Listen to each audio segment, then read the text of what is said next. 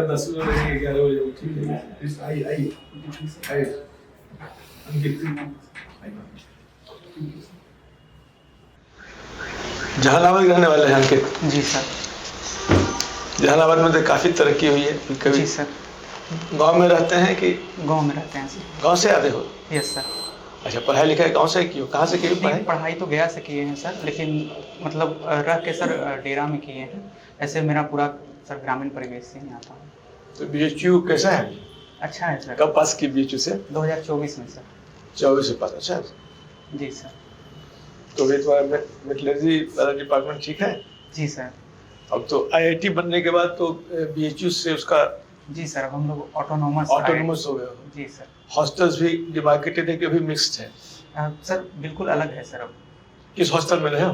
Sir मैंने CV Raman में रहे हैं और आर्यभट्टा हॉस्टल में रहे हैं सर।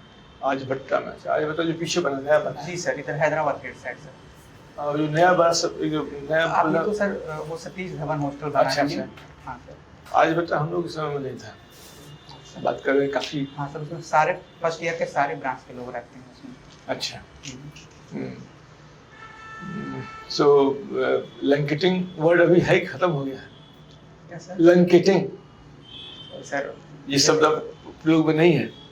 लंका तो है अभी। जी सर, लंका की पहलवान है कि नहीं वहाँ?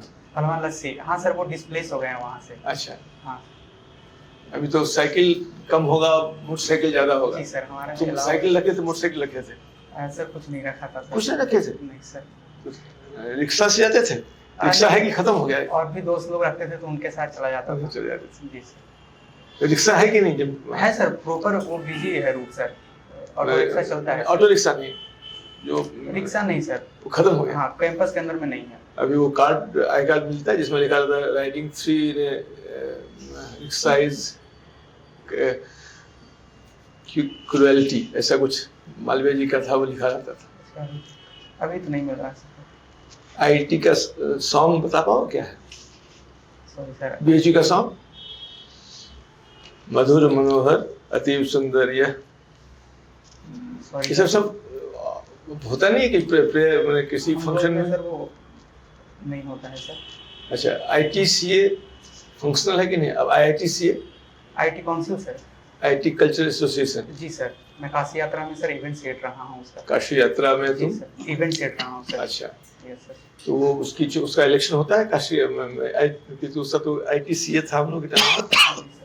अभी वो जो 5 काउंसिल है सर, तो ये कल्चरल काउंसिल के अंदर में आता है। अच्छा, तुम्हारी सूचना के लिए खाली एक नया चीज बता दें, काशी यात्रा की शुरुआत हम लोगों ने ही करवाई थी। Thank you so much sir. अभी तो काफी वो फेमस है सर। मैं इवेंट सेट था, ऑनर्ड टू बी।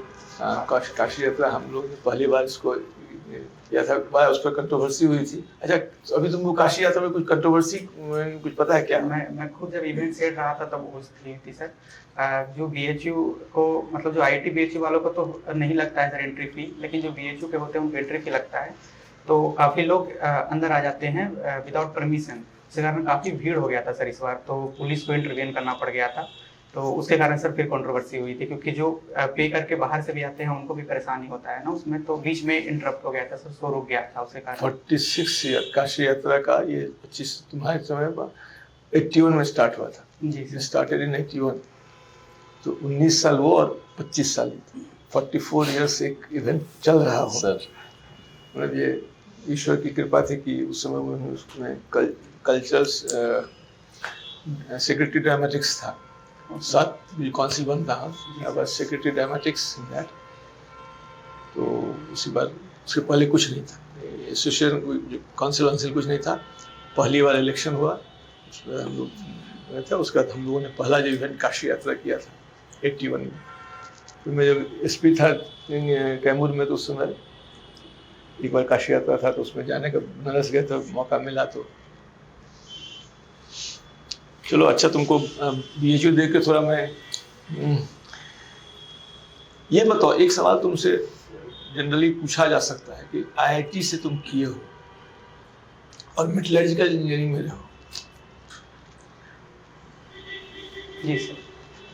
ये बहुत ये मेटलर्जी की पढ़ाई खासकर BHU की द बेस्ट माना जाता जी है, सर। आज भी द बेस्ट होगा। यस सर, अभी भी सर इसका कट ऑफ काफी हाई जाता है। कहीं कट ऑफ जाया जाता है और बेस्ट माना जाता है। बहुत लर्नर है, बहुत कंट्रीब्यूशन है जी सर। मेटलर्जिकल वर्ल्ड में। बीएचयू के प्रोफेसर्स जो रहे हैं पुराने, उनका बहुत कंट्रीब्यूशन है। सुपर कंडक्टर की जो बात, उसकी कंसेप्ट को लाने वाले वन ऑफ द मेटलर्जी के वहाँ के एक साउथ इंडियन प्रोफेसर थे, नाम मुझे समय से उसमें उनके लड़के मेरे साथ पढ़ते थे, नाम याद नहीं आ रहा, तो उन्होंने लाया था, उनको उसके लिए बहुत बड़ा रिवार्ड भी मिला था। इतने क्वालिफिकेशन के बाद तुमको क्यों बीपीएससी की परीक्षा में अपीयर होके वो ब्लॉक में सब डिवीजन में छोटे जगहों में रहने की प्रेरणा मिली, क्यों जाना चाहते हैं? जी सर। क्योंकि मैंने बताया कि मैं ग्रामीण परिवेश से आता हूँ, तो मैंने वहाँ पे बचपन से देखा था सर किस तरीके से एडमिनिस्ट्रेशन एक चेंज लाता है, चाहे वो अमीर हो चाहे गरीब हो। मैं कहानी अगर आप बोलें तो ज़्यादा सर मैं बताऊँ कि जैसे जो रोड था सर, पहले उसमें हम लोग, क्योंकि ड्रेनेज का तो प्रॉब्लम गाँव में होता है, उस कारण सर रोड बना रहे थे जो कॉन्ट्रैक्टर थे, वो नाली को एक्सक्लूड करके रोड बना रहे थे, बट वहाँ पे बीडीओ साहब वो इंटरवेन किए। तो सर मैं बचपन से मुझे लगा कि हाँ ये तो बड़ा चेंज, एक ऑफिसर के आते बड़ा चेंज हो गया। तो सर मैं जब 11th में गया तो फिर मेरे पास ऑप्शन था, क्योंकि मुझे बचपन से सिविल सर्विस करना था, तो मेरे पास मुझे पता चला कि आप सिविल सर्विसेज किसी भी सब्जेक्ट से कर सकते हैं। तुमको यहाँ रोकेंगे, ये सब जो रटे रटाए आंसर हैं वो तुम्हारे लिए निगेटिव हो जाएगा। ये नेचुरल नहीं है, ये तुम्हारा सीखा हुआ है। समझो, जी सर। बचपन से सिविल सर्विस करने का, सिविल सर्विस का एबीसीडी नहीं सुने हो। Yes sir. पहला तो ये सत्य बोलना सीखो। कहने का मतलब है कि ये ठीक है, हम लोग भी प्रोत्साहित करते हैं कि नेचुरल, लेकिन इतना नहीं अननेचुरल हो जाओ कि सामने वाले को लगेगा कि अरे सीधा है कि मेटलर्जी में कैंपस होता होगा। जी सर। कैंपस इंटरव्यू आजकल होता है कि नहीं? जी सर, कैंपस प्लेसमेंट होता है सर। क्यों कैंपस में तुम सेलेक्ट नहीं हुए? मैं बैठा ही नहीं सर कैंपस में। जी सर। हाँ, एक ये ऑप्शन है। हाँ। क्योंकि जब तुम 4 साल समय दिए, यदि तुमको सिविल सर्विसेज करना होगा तो तुम कहते हैं हमको इंजीनियरिंग नहीं करना है, तो हमारा सवाल ये जाएगा, वो यही पूछेगा, तब तुम जब सिविल सर्विस बचपन से सोच रहे थे तुम इंजीनियरिंग में क्यों चले गए? जी सर, अगर मैं बोलूँ तो हाँ बोलो। सर 11th में जैसे मैंने ये पता किया था, लेकिन सर ग्रेजुएशन जो कुछ भी सब्जेक्ट में आप ग्रेजुएशन करते हैं तो आप सिविल सर्विसेज का एग्जाम दे सकते हैं, और वन ऑफ द बैकअप के लिए सर मेरे पास रीजन था कि मैं इंजीनियरिंग कर लेता हूँ तो एक बैकअप भी रहेगा मेरे पास कि अगर इनकेस, यही है सर रीजन। फिर से मेरा सवाल होगा, तुम यदि बैकअप की बात करते हो तो तुम अनिश्चित माहौल में जा रहे हो, एक ऐसी परीक्षा दे रहे हो जहाँ पर 5000 लोग बैठेंगे, 2000 सिलेक्ट होंगे, लाखों लोग बैठे होंगे, 5000 सिलेक्ट होंगे। जी सर। तो और प्रीलिम्स में 10 लाख बैठे होते हो, 7 लाख बैठते, 8 लाख बैठते होंगे, पता नहीं क्या नंबर है, उसमें कितने लोग? जी सर। 1:10 का रेशियो रहता है नॉर्मली, 1/10 उसके बाद 1/10 फिर आता है। तो मेरा ये मानना है कि जब तुम ये कहोगे तो हम ये सवाल करेंगे तुमसे कि तुम जॉब ले लेते, जब तुम कैंपस में बैठते जॉब ले लेते। जॉब मार्केट में आज तुम पूरे डिपेंडेंट परिवार पे हो, तुम्हारी कोई आय नहीं है, पढ़ाया परिवार में, कितना ही बिल टू डू हो तो आजकल जो खर्च है वो बेतहाशा है। जी सर। कहीं किसी भी एग्जाम में साल में बैठ के, शादी तो नहीं हुई अभी? नहीं सर, शादी। हाँ, तो इसीलिए वो जवाबदेही खैर तुम लोगों को नहीं है, क्योंकि अब लेट मैरिज होता है। हम लोग के समय में शादियाँ हो जाती थी, तब हम लोग शादी करने के बाद तैयारी करते थे, तो ये सवाल आएगा। तो इसलिए थोड़ा से मैं ये सवाल तुमसे करूँ कि तुम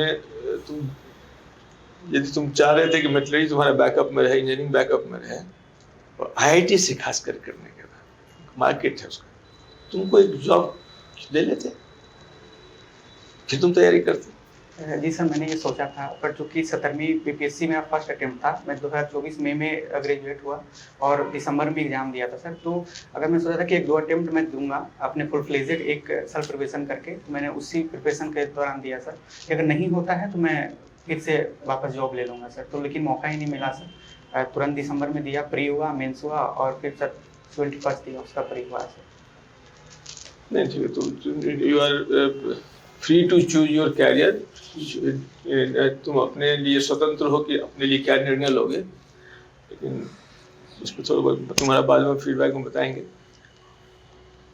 अब मेटलर्जी लेने के बाद IIT की हो, मैथ्स है, फिजिक्स है, केमिस्ट्री है, ये सारे सब्जेक्ट हैं जो खास केमिस्ट्री मेटलर्जी में बहुत सारे केमिस्ट्री के बहुत सारे चीज होते हैं जो केमिस्ट्री और मेटलर्जी से कॉमन है। मेटलर्जी यदि ठीक से पढ़ाई की IIT से की हो तो केमिस्ट्री का बेस और फर्स्ट ईयर तो कम्प्लीटली चलता है, फिजिक्स केमिस्ट्री मैथ्स भी चलता है, आज भी होगा जी sir. First year completely physics chemistry maths का BSc लेवल का पूरा कवर करा रहे थे BHU में। मैं वैसे किया हूँ, मैं जानता हूँ कि सारे लैब में इतने ज़्यादा कराते हैं कि MA लेवल तक का चीज़ लोग करा रहे थे, वो स्टैंडर्ड है वहाँ का, उस समय था, आजकल होगा ही, BHU तो बदला नहीं। तो ऐसे में तुमने वो नहीं कर, इकोनॉमिक्स क्यों लिया? जी सर। सर मेटलर्जी ऑप्शनल में नहीं है BPSC के, तो मुझे कोई अल्टरनेटिव लेना था और मैं GS पढ़ रहा था सर, तो मेरे लिए ये एक बेस्ट ऑप्शन था कि साथ में तैयारी हो जाती सर इकोनॉमिक्स के साथ। अंकित जी ये बताइए कि एक साधारण व्यक्ति है जिसको इकोनॉमिक्स की ABCD नहीं पता है, उसको आप कैसे उसके सामने कैसे डिफाइन करेंगे इकोनॉमिक्स को? जी सर। सर इकोनॉमिक्स एक सोशल बिहेवियर को देखते हैं जिसमें डिमांड एंड सप्लाई के अकॉर्डिंग चलता है सर, तो उनको मैं यही बताऊंगा कि जो भी चीज़ मार्केट में डिमांड सप्लाई के अकॉर्डिंग चलता है उसको इकोनॉमिक्स बोलते हैं। अच्छा, अगर IR की बात करें, इंटरनेशनल रिलेशंस, तो उसके IR में एक टर्म यूज किया जाता है जियो इकोनॉमिक्स, क्या आप परिचित हैं सबसे? जी सर। क्या मतलब होता है इसका? सर जितना मैं अभी इस पे ध्यान दे पा रहा हूँ सर, जियो इकोनॉमिक्स होता है जैसे ट्रेड को सर बोलेंगे, इंटरनेशनल ट्रेड को, जो एक पूरे वर्ल्ड लेवल पर जो इकोनॉमिक्स को डील होता है सर, डिमांड सप्लाई, उसको बोलेंगे सर जियो इकोनॉमिक्स। सर ट्रेड भी उसमें आ जाएगा सर, एक एग्जाम्पल। और कौन कौन से टूल्स अप्लाई किए जाते हैं इसके लिए? सर टैरिफ लगते हैं सर इसमें, सर के काउंटर वेरिंग ड्यूटी लगते हैं इसमें, वेरियस टैक्सेस लगते हैं सर, फ्री ट्रेड एग्रीमेंट होता है सर इसके लिए।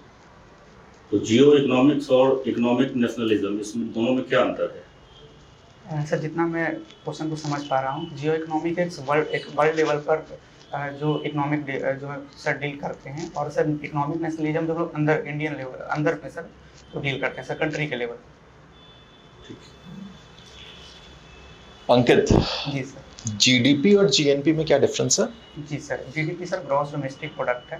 तो सर ये इंडिया के अंदर में कितना हम लोग प्रोड्यूस कर रहे हैं उसको बोलते हैं सर। अगर फॉरेन की company let's suppose sir Tesla भी अगर आके यहाँ प्रोड्यूस करती है तो वो GDP में काउंट होता है।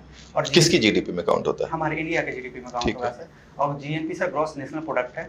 तो सर हमारी कंट्री अगर हमारी कंपनी अगर विदेश में भी कुछ प्रोड्यूस कर रही है तो भी हमारे GNP में वो काउंट होगा सर। तो कौन सा सही मापदंड है आपके हिसाब से किसी भी देश के डोमेस्टिक प्रोडक्ट को काउंट करने का? जी सर। सर अभी हम लोग GDP काउंट करते हैं, बट इंडिया GNP की तरफ जा रहा है, सो दैट हमारे कंपनी कितना सर प्रोड्यूस कर रहा है उसके तरफ जा रहा है सर, पर अभी GDP में काउंट करते हैं। अच्छा, मैं एक सिचुएशन बताता हूँ आपको, आप मुझे बताइएगा कि किस कैटेगरी ऑफ इन्फ्लेशन में इसको काउंट करते हैं हम, ठीक है? एक पानी की बोतल है, पहले वो 10 रुपए की आती थी, आज भी वो 10 ही रुपए की आ रही है, लेकिन उसका साइज छोटा कर दिया गया है। पहले 100 ml देता था वो, अब 50 ml 10 रुपए का देता है। इसको किस कैटेगरी ऑफ इन्फ्लेशन में आप काउंट करेंगे? सर इन्फ्लेशन बोलते हैं सर इसको। अच्छा, क्या होता है इसमें? सर इसमें प्राइस सेम रखा जाता है, लेकिन सर जो उसके मुकाबले जो हम लोग क्वांटिटी डिलीवर कर रहे हैं सर उसको कम कर दिया जाता है सर। पार्ले जी इसका एग्जांपल हम लोग देख सकते हैं। तो ये आपको नहीं लगता है ये तो धोखाधड़ी कर रहे हैं हम कंज्यूमर के साथ? सर बट मुझे ये लगता है कि चूंकि वहाँ पे वो मेंशन कर देते हैं कि कितना ग्राम है या कितना क्वांटिटी है सर, तो मुझे नहीं लगता है सर। ठीक है। Since you are a recent graduate from metallurgical engineering, what is ferrous and non-ferrous metallurgy? जी सर फेरस में आयरन कंपोनेंट को हम लोग फेरस मेटलर्जी में इंक्लूड करते हैं, और नॉन आयरन को सर नॉन फेरस में करते हैं। अच्छा, हीट ट्रीटमेंट क्या होता है मेटलर्जी में? जी सर हम लोग प्रॉपर्टी में चेंज करने के लिए हीट ट्रीटमेंट करते हैं सर, सो दैट हम लोग डिजायर्ड जो प्रॉपर्टीज को ला सकते हैं सर। इसका एग्जांपल होता है sir martensite, austenite sir, one of the example हैं सर इसके। पावर मेटलर्जी क्या होती है? Sorry powder metallurgy. Sorry sir मैं पढ़ा हूँ, मैं रिकॉल नहीं कर पा रहा। पोरस वर्सेस नॉन पोरस आप मुझे बता पाएंगे? पोरोसिटी क्या होती है? जी sir, can I take moment sir? हाँ प्लीज, श्योर। सर जितना मैं भी रिकॉल कर पा रहा हूँ कि सर ऑक्सीजन सर जिससे बाहर निकल जाता है तो सर वो जो गैप आता है उसी कारण सर पोरस किस में गैप आता है? किस चीज की हम बात कर रहे हैं? जो मटेरियल होता है अच्छा। उसमें गैप आता है सर, तो उसको हम लोग पोरस बोल सकते हैं। बाकी सर मुझे सॉरी एग्जैक्ट डेफिनेशन अभी याद नहीं। नैनो टेक्नोलॉजी क्या है? Yes sir, sir nano technology 10⁹ जो मीटर है उसके रेंज में जाकर हम अगर किसी मटेरियल में चेंज करते हैं तो सर उसको नैनो टेक्नोलॉजी बोलते हैं। क्या फायदा होता है इतने छोटे करने से? जी सर नैनो टेक्नोलॉजी में जाने से काफ़ी मटेरियल में चेंज जाते हैं। एक तो मटेरियल में चेंज आता है सर, साथ में जितना मैं उसको रिकॉल कर पा रहा हूँ सर, कलर बिहेवियर भी चेंज होता है। क्यों चेंज होता है? कौन सी ऐसी बेसिक प्रॉपर्टी है जो चेंज हो जाती है जिसकी वजह से ये सारे चेंजेस हमको देखने को मिलते हैं? सॉरी सर, मैं उसको रिकॉल नहीं कर पाऊँ। कोई ओके, विल कॉल यू। ये बताओ पिको क्या होता है? पिकॉक, मयूर को मोर को बोलते हैं। पिकोमीटर। पिकोमीटर Yes, जैसे sir. आपने नैनोमीटर बोला। 10⁻12 को बोलते हैं सर पिकोमीटर। नैनोमीटर क्या होगा? 10⁻9 सर। 9 बोला था, 10⁻9 माइनस 10⁻9 क्या होगा? Sir I think tera sir होता है, टेरा या पेटा सर ऐसे होता है, मुझे एग्जैक्ट याद नहीं है सर। वो जब ये ध्यान रखना, जी सर। जब नैनो की बात उन्होंने की है तो तुम उसको पूरा स्केल जो कहा जाता है जी सर, इधर से लेके माइनस से लेके प्लस तक का, उसको एकदम तुम्हारे दिमाग में मैंने set याद है। किया है सर इसको। Femto, pico, nano, micro, milli, centi, deci, deca, hecto, kilo, mega, giga, tera, peta. 10⁻−18 से सर 10⁻18 तक याद किया है। इसे लेके तो याद 6 तो मेगा किया। है तो 9 क्या होगा? Mega, giga, yes sir, sorry. ठीक है ना? जी तो वो एक तरीका है, उसको खाली शिकारी आएगा, जाल बिछाएगा, जाल में फंसना नहीं, रटना नहीं है। Okay sir. रट तो लियो, ये कहते हैं अध्ययन। रटना जो ये अध्ययन हुआ। जी सर। मनन क्या है? जब आप बैठते तो याद करो, अच्छा ये -9 है, +9 है, उस तरह से रिलेट पेयरिंग करना। जी सर। Okay sir. यदि नैनो है तो नैनो क्या बैठेगा, तो कभी तब उसको मनन कहा जाता है, ओके। इसी को रिसर्च कहा जाता है। इसी को कहा जाता है कि आप ज्ञान के ऊपर एक अपने को मास्टरी कर रहे हो। Practice makes man perfect. अभी जो इंटरव्यू तुम यूपीएससी में दे रहे हो कि नहीं दे रहे हो? नहीं सर, अभी नहीं दे रहे हैं। क्यों नहीं दिए? क्योंकि सर अभी 2024 लास्ट में सर अप्रैल में इसका मेंस ही खत्म हुआ था और 25 मई को सर मैंने फॉर्म भरा था, बट 25 मई को सर तो 25 दिन ही मिल रहे थे मेरे पास यूपीएससी प्रीलिम्स देने के लिए। Sir, he's 23-24 years old person I'm telling you, नहीं, उसको यही मैं इसको इसी जी सर, बात हाँ, से दो चीज करियर मैं देख रहा हूँ। गाइडेंस दे दीजिए सर जी। आवश्यक क्या है? ये होगा तब ये करेंगे, ये होगा तब ये करेंगे। लाइफ का ये डिस्पोजिशन अपने को बदलो। ये एक तरह का हेजिटेंट सोच है। कॉन्फिडेंस अंदर में, कॉन्फिडेंस इतना होना चाहिए। तैयारी एक ही है। देखो बीपीएससी और यूपीएससी में बीपीएससी की तैयारी ज्यादा कठिन है यूपीएससी की तुलना में। बिल्कुल सर। बीपीएससी कर जाओगे, यूपीएससी नहीं कर जाओगे। ये बीपीएससी का प्रीलिम्स आसानी से निकाल लोगे, यूपीएससी का प्रीलिम्स निकालना ही बहुत कठिन है। लेकिन एक साल पहले किसी नौकरी माने का लाभ लास्ट फैग एंड में समझ बिल्कुल सर। तुमको मेरा ये मानना होगा कि इस वर्ष तुम इंटरव्यू दे ही रहे हो ही जाएगा। मेंस है सर, लेकिन इसका सर किसका? 71st बीपीएससी का। अभी 71st का तो प्रीलिम्स ना होगा 25 को। ये इस ईयर का इंटरव्यू दे रहा है सर, नेक्स्ट ईयर का मेंस भी दे रहा है बीपीएससी का। तो उसका तो प्रीलिम्स हुआ नहीं प्रिल ना? हो गया सर, हो प्रीलिम्स गया मेंस होना है सर उसका। अच्छा, और मेंस कब होगा? ये अप्रैल में होगा अप्रैल सर, ये में जैसे ही वंस द खत्म इंटरव्यू हुआ, गेट्स ये ओवर। 71 उसी month जी में। सर। 72 का नहीं, वी आर कंडक्टिंग 70th का मॉक सर। 7 का मॉक हाँ, 70 का 71 का 71 का ये लोग अच्छा। प्रीलिम्स हो गया है सर, मेंस देंगे। नहीं, ठीक है। मतलब मेरी इसके शुभकामना। फर्ज देखो, प्लान करो तुम। मेरा अपना मानना है कि इस बार तुम्हारा बिल्कुल कोशिश रहेगी हो सर। जाएगा। हो जाएगा जी sir. You are going to get through. जो मुझे मोटा मोटी दिख रहा है, फर्स्ट में तुम यहाँ तक आ गए हो और खास करके जो इस बार का DI का सवाल था, उसमें फुल है सर। हाँ, तो वो उसमें बहुत लोग फंबल किए हैं। जी सर। तो तुम्हारे मार्क्स और बाकी जिस तुम्हारा गेटअप देख रहे हैं ठीक ठाक तुमने लिखा होगा। इससे तुम्हारे अपनी हिंदी में लिखो कि अंग्रेजी में लिखो? इंग्लिश में लिखे हैं सर। अंग्रेजी में लिखो, हाँ। ये एक तुम्हारा लिमिटेशन होगा। फिर भी इंजीनियरिंग की 4 साल की ट्रेनिंग है, एनालिटिकल ब्रेन है, ऐसे को अच्छा ही लिखी होगा सर अपने साइड से तो। हाँ, तो तुम्हारा होगा।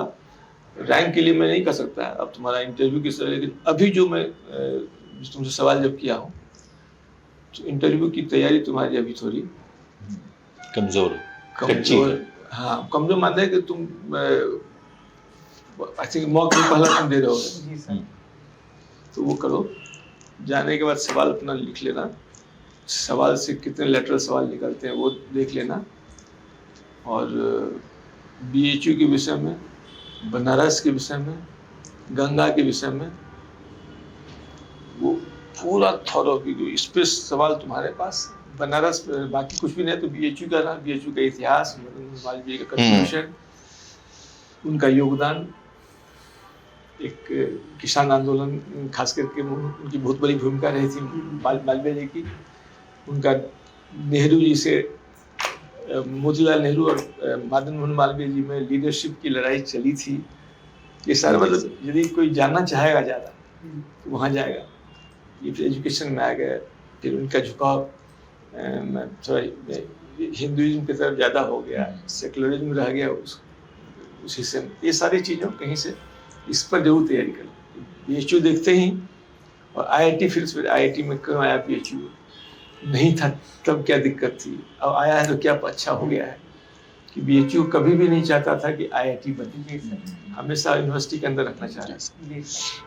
फाइनली मोदी जी के टाइम में तो हो ही गया, ये एक पॉजिटिव है, लोगों ने करवा लिया। और ठीक है, IIT के स्टैंडर्ड से जो नए IIT बने उसकी तुलना में तो BHU फार मोर इक्विप्ड है। तो ठीक है सर, एक मैं आपसे सजेशन करना चाहूँगा सर। मैं उस पर क्या बोलूँगा सर, अगर बोलेंगे सिविल सर्विस कि सर सच्चाई यही है, मैं ग्रामीण परिवेश से ही आता हूँ, बिल्कुल कुछ नहीं करना है, सीधा करना है। इस सवाल का सीधा जवाब है सर, हम जिस स्टेट जहाँ बिहार में हैं, बिहार में हमको ये जो दिखता है अफसर लोग का जो विजिबिलिटी है वो हमको आकर्षित करता है। कह सकते हैं। हमें आकर्षण यह है कि यहाँ जो पदाधिकारी लोग को देखते हैं, यहाँ पर सारा काम उनके माध्यम से, ये मत हो रोड बना दिया, क्योंकि वहाँ तो ये वो वीडियो साहब आकर रोड का नाला बनवाएंगे, ये हंसेगा जो लोग बोर्ड में हंसेगा कि तुमने कहा है तो ऐसा होता नहीं। सुपरवाइजर इंजीनियर तो खड़ा ही नहीं होता है, जिस ठेकेदार को दे दिया इतना सा, वो जाके जैसा बना देगा, वहाँ का जो गुंडा है, वहाँ का जो मुखिया है, वहाँ का जो वही बनवाता है। ये सच्चाई है, इससे नहीं मुंह मोड़ सकते हो। आज की सच्चाई है कि लोकल रिप्रेजेंटेटिव, वार्ड काउंसलर और ये लोग जो चाहेगा वो सही रोड बनेगा, या वहाँ का जो दबंग आदमी होगा, दबंग जाति का जो होगा, वो जैसा चाहे वैसा ही बनेगा।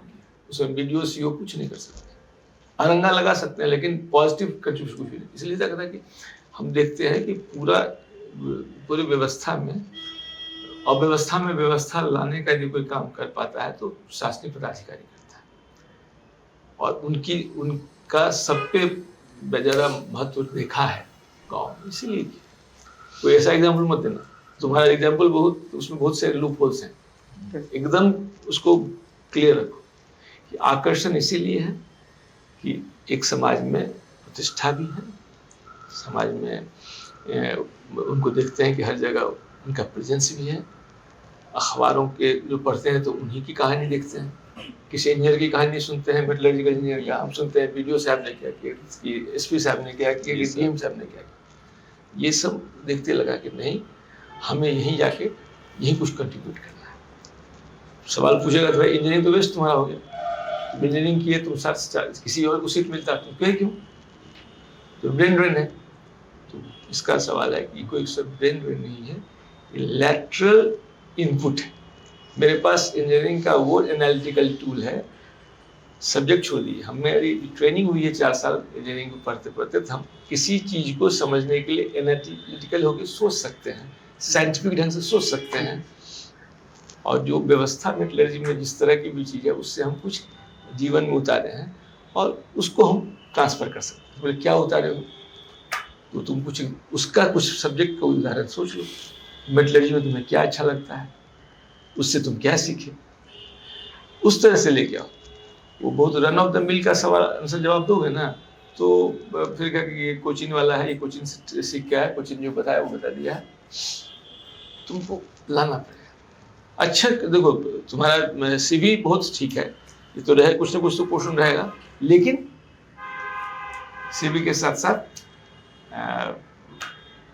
बहुत पॉजिटिव से होकर चले। अच्छा जवाब दिया सवाल का, तो अपने जवाब दिए तो अच्छा ही जवाब दिया, चाहे जियो इकोनॉमिक्स और दूसरा क्या पूछा था, हाँ इकोनॉमिक नेशनलिज्म। तो अब तो इकोनॉमिक नेशनलिज्म तो एग्जिस्ट नहीं कर सकता। एक सवाल तुमसे पूछा रहेगा, क्या इकोनॉमिक नेशनलिज्म है? सर ये तो नहीं हो सकता है। आज की तारीख में तो ट्रम्प ने जो किया, जी सर, ये डेमोक्रेसी ऑटोक्रेसी सब के ऊपर चला गया। पेट्रो डॉलर के लिए जो वेनेजुएला के राष्ट्रपति को रात में घर से सोए उठा के ले आना, ये तो बहुत ही गुंडागर्दी है। इसमें कोई भी कंट्री अपने इकोनॉमिक्स को बचा नहीं सकता है। टैरिफ का वार जो भी चल रहा है, तो ये सवाल है, इसका इस लाइन पर सोच लेना। जियो इकोनॉमिक्स ठीक है कि अब सबको मिलके सब लोग मिलके अपने वर्ल्ड एज ए होल जो कर सकता है, ये रिसोर्स के मिसयूज को रोक सकता है। ठीक है, थैंक यू। 2-3 पॉइंट्स हम सर के साथ ऐड कर देंगे जो सर ने बोला, please take a note of that. आप 24 के ग्रेजुएट हैं, ट्रस्ट मी आपका सिलेक्शन तो हो रहा है, इसमें कहीं कोई डाउट नहीं है। अब इंटरव्यू में कितने मार्क्स आप लाएंगे वो आप पे निर्भर करता है। एक छोटा सा सजेशन है, कीप योर आंसर शॉर्ट। जैसे जब आप सिविल सर्विसेज सर ने पूछा तो you started framing a story, अगर वही स्टोरी सेल भी करनी है तो उसको शॉर्ट बनाइए। हालांकि सर का सजेशन भी उसमें जरूर इनपुट कीजिएगा, don't go to the story, सीधे इन्फरेंस पॉइंट पे आइए क्या है ना। और चूंकि आप 24 के ग्रेजुएट हैं तो आप उम्मीद कीजिए कि आपसे सवाल मोस्टली मेटलर्जिकल इंजीनियरिंग और बीएचयू अगर आप मेंशन करेंगे वहां पे तो बनारस पे होगा। आपका ऑप्शनल क्या है, इन पे शायद ही कोई जाए, क्योंकि ऑलरेडी आपने इतने फोरम्स खोल रखे हैं, इतने पॉइंट्स उनको दे रखे हैं कि इन्हीं पे सवाल बनेगा, तो प्रिपेयर दैट। और इसमें एंशिएंट हिस्ट्री और मेटलर्जी वाला भी आप थोड़ा पढ़ लीजिएगा कि कहाँ क्या कौन से मेटल्स कब पाए गए किस सिविलाइजेशन में, वो एंगल हमने एक्सप्लोर नहीं किया। आपका ग्रेजुएशन क्या है सर? क्या बच्चे तो यार इलेक्ट्रॉनिक्स है। अच्छा, प्रोडक्ट मेटलर्जी है। Thank you sir. नहीं, मुझे बताया गया you wanted to be grades, इसलिए मैंने सोचा कि थोड़ा सवाल पूछा जाए। सवाल मैंने बहुत कठिन सवाल के बड़े सामान्य उत्तर दिए, अच्छा लगा मुझे। और हम भी समझ पाए, इकोनॉमिक्स का मैं स्टूडेंट नहीं हूँ, लेकिन जो तुमने कहा, जो इन्होंने पूछा, तो मैं समझ पा रहा था कि आज के लिए नए नए वॉच पहन की गई। तो जो एक सवाल है कि ये भी बहुत आवश्यक है तुम्हारा, जब उसमें तुम बिहार के हो और खास करके मगध के हो, क्योंकि इन्होंने कहा तो मैं थोड़ा सा बता दूँ। एक सवाल हिस्ट्री में बहुत अमूल्य हो जाता है कि 16 जनपद का था।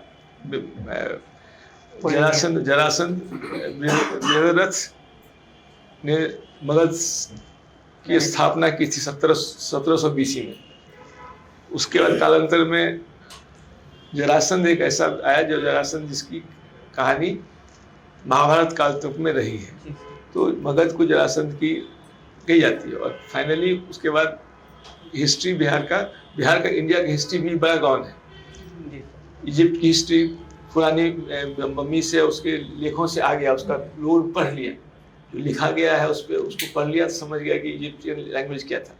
लेकिन मोहनजोदड़ो हड़प्पा की लिपि पढ़ी नहीं जा सकी, तो इसीलिए उससे पता नहीं चल पाया।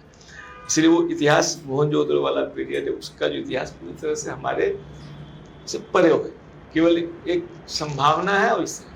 लेकिन बिहार का जो वो इतिहास शुरू होता है बिम्बिसार वाला, बिम्बिसार से बड़ा कंटिन्यूटी है।